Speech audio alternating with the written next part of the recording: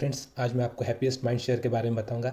इस स्टॉक को हम लोगों ने हमारा 4th नंबर का करोड़पति सीरीज का स्टॉक चुना हुआ है।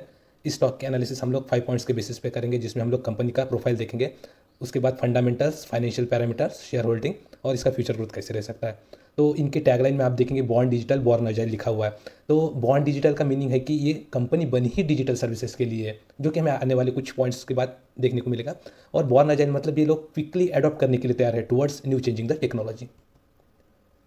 इस कंपनी की स्थापना जो की थी वो अशोक सुता जी ने की थी 2011 में, और इस कंपनी का हेडक्वार्टर बेंगलोर इंडिया में है। कंपनी ने अपने operations United States, United Kingdom, Canada, Singapore और ऑस्ट्रेलिया जैसे कंट्रीज में भी शुरू किए हुए हैं। The company provides digital transformation through the technologies. कौन से technologies? Internet of things, cloud, artificial intelligence, machine learning, unified communications, big data analytics, robotics automation, blockchain solutions, mobility and securities. So ये जितने भी आप अभी टेक्नोलॉजीज देख रहे हैं ना, ये पूरी डिजिटल टेक्नोलॉजीज है, और ये जनरली जो फ्यूचर रहेगा ना, वो मोस्टली इन टेक्नोलॉजीज के ऊपर ही डिपेंडेंट रहेगा। इसलिए ये लोग बॉर्न डिजिटल कहते हैं। इनका जो फर्स्ट एक्सपेंशन का प्लान था वो उन्होंने यूके में एग्जीक्यूट किया था, जहाँ पे इन्होंने एक यूके की फर्म को एक्वायर किया था, और उसके बाद धीरे धीरे इन्होंने यूएस, यूके, सिंगापुर, ऑस्ट्रेलिया जैसे अलग अलग कंट्रीज़ में एक्वाइजिशन किया है, और इनके पास अभी 170 प्लस कस्टमर्स है। ओके, सो कंपनी के जो प्रोडक्ट्स है, जो भी ये ऑफर करते हो, किस किस सेक्टर में यूज़ किए जाते हैं? जनरली वो यूज़ किए जाते हैं e learning, e commerce, insurance sector, banking, manufacturing, retail, travel and automotive domains. Okay, इस कंपनी का आईपीओ जो आया था वो आया था सितंबर 2020 में। अभी आप देख पा रहे होंगे ये पिक्टोरियल रिप्रेजेंटेशन है, जहाँ पे उन्होंने बताया कि उनके पास सर्विसेज कौन सी है, ये सॉल्यूशंस या ऑफरिंग्स कौन से देते हैं, और उसके साथ साथ इनके कस्टमर्स कौन है। तो ये रेड बॉक्स में जो आप देख पा रहे हैं ये इनकी सर्विसेज है, IoT, devops, ESDN, big data analytics, blockchain, cloud computing. So ये इनकी वाली टेक्नोलॉजीज है। इन टेक्नोलॉजीज के बेसिस पे ये जो येलो बॉक्स दिख रहा है आपको, इसके अंदर इन्होंने ये ऑफरिंग्स दी हुई है। ये इनके पास सॉल्यूशंस है, और ये सॉल्यूशंस किन को जाते हैं? ये जो ग्रीन कलर के बॉक्स दिख रहे हैं आपको, तो ये इनके जो क्लाइंट्स है, जिस सेक्टर में ऑपरेट करते हैं उस सेक्टर का नाम दिया है, जहाँ पे BFSI यानी बैंकिंग, फाइनेंशियल सेक्टर, एजुटेक यानी ये एजुकेशन के रिलेटेड है, हाईटेक सेक्टर है इंडस्ट्री के रिलेटेड, मैन्युफैक्चरिंग या इंडस्ट्रियल, ये जनरली जो मैन्युफैक्चरिंग इंडस्ट्रीज वगैरह रहती है उसके लिए, रिटेल यानी ई कॉमर्स वगैरह उनके लिए रहेगा, travel and hospitality. So generally ये वाला जो भी एयर ट्रैवल बोलिए, उनके लिए जो सर्विसेज चाहिए होता है, या हॉस्पिटलिटी के लिए जो भी चाहिए होता है, तो उनके लिए जनरली ये सर्विसेज प्रोवाइड करती है। ठीक है, यहाँ पे आप देख पा रहे होंगे पार्टनरशिप। अभी हम लोग क्विकली इस पार्टनरशिप के थ्रू चलेंगे, क्योंकि जब तक आपको इनका बैकग्राउंड पता नहीं रहेगा कि कंपनी ने क्या क्या एक्वायर किया है, किस तरीके से इन्होंने पूरा मैनेजमेंट से प्रॉपरली मतलब इनका एक्सपेंशन चल रहा है, ये जब तक पता नहीं रहेगा तब तक आपको इस कंपनी के ऊपर कॉन्फिडेंस बिल्ड नहीं होगा। तो 2012 में इन्होंने कैलिफोर्निया बेस्ड एक mobile engagement company Julie system जो है उनके साथ पार्टनरशिप की थी। 13 में इन्होंने फ्लोरिडा बेस्ड एंटरप्राइज जो है मोबाइल प्लेटफॉर्म के ऊपर काम करने वाली कंपनी किडोजेन, इसको कंपनी ने पार्टनरशिप किया था इसके साथ। और सेम 2013 में ही इन्होंने पार्टनरशिप की थी डेटावाइंड, जो कि एक वायरलेस वेब एक्सेस प्रोडक्ट्स और सर्विस प्रोवाइड करने वाली कंपनी है। 2014 में इन्होंने न्यूयॉर्क बेस्ड एक डेटाबेस फर्म है MongoDB, इसके साथ कोलैबोरेशन किया था। ओके, सेम 2014 में ही इन्होंने एक्सचेंज लैब जो फार्मेसी ऑटोमेशन कंपनी है उनके साथ मिलकर पार्टनरशिप की थी। अगेन इन्होंने जो एक एक्सचेंज लैब जो है ये टेक्सास में प्रेजेंट है, और 2014 में ही इन्होंने और एक कोलैबोरेशन किया था मास्टर कार्ड क्वेस्ट कंपनी के साथ। अभी 2015 आते आते इन्होंने एक ओपन ब्राउ करके Spanish open source software company है, उसके साथ भी कोलैबोरेशन किया हुआ है।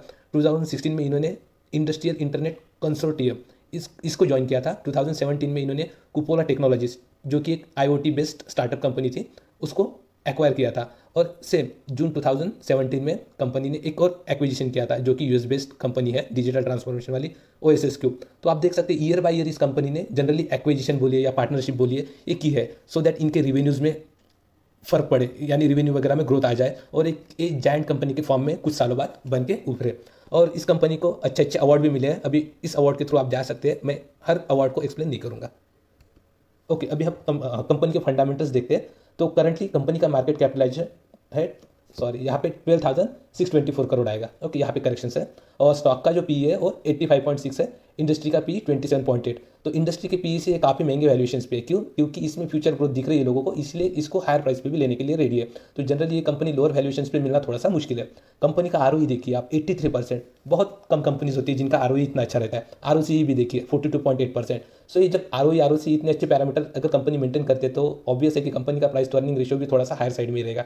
कंपनी का जो फेस वैल्यू है 2 है, और डिविडेंड यील्ड जो है वो 0 है, यानी अभी तक डिविडेंड नहीं दिया है। और कंपनी के ऊपर थोड़ा सा डेप्थ है, जो कि आने वाले टाइम पे ये लोग मे बी वो पूरा कम करके एक्चुअली कंपनी डेप्ट फ्री भी हो जाए। करंट प्राइस है कंपनी का 832 या 833 रुपीज़ बोल सकते हैं आप, और ये प्राइस है 7 में 2021 का। यहाँ पे मार्केट कैपिटलाइजेशन में करेक्शन है, ये 12,624 करोड़ है, यानी ये मिड कैप कंपनी है। कंपनी के रिजल्ट्स अभी 3 दिन बाद आने वाले हैं, जो कि 12 में 2021 को रहेंगे। ठीक है, फाइनेंशियल पैरामीटर्स की अगर हम लोग बात करें तो कंपनी के जो सेल्स थे, यहाँ पे देख सकते हैं मार्च 2019 में ये सेल्स थे 590 करोड़, जो कि मार्च 20 में बढ़ के हुए 698 करोड़, और यही सेल्स मार्च 21 में थे 739 करोड़ के। सेल्स के साथ साथ एक्सपेंसेस आप देख सकते हैं 535 करोड़ से बढ़ के 584 करोड़ हुए, और ऑपरेटिंग प्रॉफिट जो 55 करोड़ था वो 3 टाइम्स बढ़ के अभी 2 ईयर्स में 155 करोड़ हुआ है। ऑपरेटिंग प्रॉफिट मार्जिन जो कि 2019 में 9% था, अभी 14% है, सॉरी लास्ट ईयर 14% था, और इस साल का ये अभी तक का जो भी पैरामीटर है वहाँ तक ये 21% दिखा रहा है। ठीक है, इस क्वार्टर के नंबर्स आने के बाद ये नंबर्स थोड़े बहुत चेंज हो सकते हैं। तो ये ऑपरेटिंग प्रॉफिट मार्जिन जो 21 है ये अभी भी इंप्रूव हो सकता है, ये 25 से लेकर 35 के बीच में आ सकता है, यानी हमें और कंपनी की नेट प्रॉफिट में अच्छा खासा इंक्रीज देखने को मिल सकता है। प्रॉफिट बिफोर टैक्स 13 करोड़ से बढ़ के ये हुआ है 144 करोड़, यानी 2 साल में ऑलमोस्ट 10 टाइम्स की जंप है ये। और नेट प्रॉफिट 14 करोड़ से बढ़ के ये हुआ है 132 करोड़, यानी इसमें भी ऑलमोस्ट 9 to 10 टाइम्स की जंप है। और अगर हम लोग कंपाउंडेड सेल्स ग्रोथ की बात करें तो ये 18% का दिखा रहा है, और कंपाउंडेड प्रॉफिट ग्रोथ की बात करें तो ये 208%। और स्टॉक प्राइस CAGR यहाँ पे इंडिकेट नहीं किया है, बट आप देख सकते हैं कि जो लिस्ट हुआ था कंपनी 351 रुपीज़ के प्राइस पे, तो ये ऑलमोस्ट डबल से भी ज़्यादा हुआ है, यानी यहाँ पे हम लोगों का जो स्टॉक प्राइस ये जा रहा है 1 ईयर का, ये ऑलमोस्ट 120 से लेकर 125 वगैरह देखने के लिए मिलेगा। अगर हम लोग प्राइस चार्ट के ऊपर अगर थोड़ा सा एनालिसिस करें तो कंपनी का रेजिस्टेंस अभी कुछ है नहीं। ठीक है, कंपनी ने अगर रिजल्ट्स अच्छे पेश किए, अभी यहाँ पे देख सकते हैं आप, अगर मैं क्वार्टरली नंबर्स की बात करूँ तो क्वार्टरली जो इनका वाला रिवेन्यू था, अगर ये 220 करोड़ के आसपास अगर दिखा देते हैं इस मार्च 2021 क्वार्टर के लिए, तो अभी भी कंपनी में काफ़ी अपसाइड मूव देखने के लिए मिल सकती है। ये जो डेटा है, ये जो भी चार्ट वगैरह का आपको प्राइस मिल रहा है, अभी तक जो भी जैसे भी रिजल्ट रहे हैं, जैसे भी इनके जो स्टॉक है उसके लिए जो डिमांड है उसके बेसिस पे, तो कंपनी के जो सपोर्ट है अभी हम लोग देखते हैं तो ये पहला सपोर्ट दिखाई देता है 750 रुपीज़ पे। ओके, सेकंड सपोर्ट है ये वाला 630 रुपीज़ पे, और थर्ड सपोर्ट है 530 पे। तो थर्ड सपोर्ट पे तो आने का चांस बहुत ही रेयर है। आपको अगर इस सपोर्ट पे मिल जाता है 750 पे तो आप कुछ क्वांटिटी बाय कर सकते हैं, और अगर आपको 630 पे मिल जाता है तो आप और कुछ क्वांटिटीज ऐड कर सकते हैं। इसके नीचे जाता हुआ मुझे तो अभी के लिए नहीं दिखाई देता है।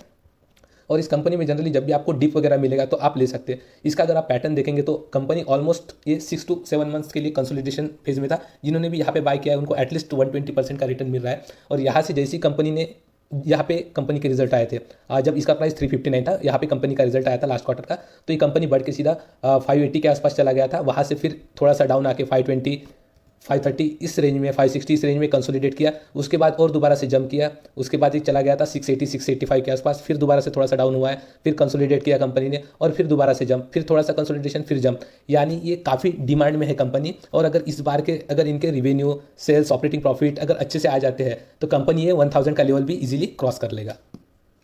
अगर हम लोग प्रमोटर्स शेयर होल्डिंग की बात करें तो प्रमोटर के पास 53.25% का स्टेक है, FII के पास 7.07% का, DII के पास 7.38% का, और रिटेल इन्वेस्टर के पास 32.3% का। फ्यूचर ग्रोथ की अगर बात करें तो यहाँ पे 1 साल में तो कंपनी ने 120% के रिटर्न्स ऑलरेडी दे दिए, और आने वाले टाइम पे भी ये कंपनी काफ़ी अच्छे से रिटर्न देने की कैपेबिलिटी रखती है। जिन लोगों ने इस कंपनी को, जब ये IPO आया था, मतलब लिस्ट हुआ था NSE पे, तो उस टाइम पे ये 350 से हुआ था। अगर किसी ने 350 पे भी अगर इसको लिया है और आने वाले अगर 4-5 सालों में ये अगर 3000 का अगर हो जाता है ये स्टॉक प्राइस, क्योंकि करंटली ही ये 1000 जाने के चांसेस है, अगर ये 3500 के आसपास अगर चले जाता है तो उसका अमाउंट ऑलरेडी 10 टाइम्स हो जाएगा 5 ईयर्स में, यानी ये ग्रोथ एक्सेप्शनल रहेगी। यानी यहाँ पे CAGR ऑलमोस्ट 45 से लेकर 50 का निकलेगा। लेकिन हम लोग अगर मिनिमम 30 से ही अगर पकड़ते हैं, और इस कंपनी का अगर ऐसे ही बिजनेस चलता रहा, और इनके डिजिटल रिवेन्यू जो कि ऑलमोस्ट कंपनी के रिवेन्यू का 95% जो रिवेन्यू आता है वो डिजिटल सर्विसेज से ही आता है, तो अगर वैसे ही कंटिन्यू रहा, यही ट्रेंड कंटिन्यू रहा, तो ये वाला अगर हम लोग पकड़ते 20 से 25 सालों के लिए, क्योंकि 10 सालों तक, 15 सालों तक तो इस डिजिटल सर्विसेज की डिमांड तो काफ़ी ज़्यादा बढ़ी हुई रहेगी, तो आपका इनिशियल इन्वेस्टमेंट जो कि 20,000 किया रहेगा, और अगर कंपनी CAGR मेंटेन करती है 30 का आने वाले 25 सालों तक, तो ये अमाउंट आप 1,41,00,000 निकाल सकते हैं। अगर आपका शॉर्ट टर्म का टारगेट है तो 5 ईयर्स में भी आपको ये वाला कंपनी 7,45,000 वगैरह आपको बना के दे सकता है आपका 20,000 इन्वेस्टमेंट के ऊपर। लेकिन ये ज़रूरी होता है कि आप शेयर को करेक्ट टाइम पे, करेक्ट वैल्यू पे बाय करें। अगर आप हायर प्राइस पे लेते हैं तो चांसेस कम रहेगा आपको इस टाइप की रिटर्न देखने के लिए मिले। ठीक है, तो जब भी आपको डिप मिले आप थोड़ा थोड़ा क्वांटिटी उठा सकते हैं, और एक काफ़ी अच्छा स्टॉक है, यहाँ पे आपको इन्वेस्टमेंट करने के लिए सोचना चाहिए। अगर ये वीडियो आपको अच्छा लगा है तो इस वीडियो को लाइक करें, शेयर करें, और इस चैनल को सब्सक्राइब करें। Thanks for watching this video.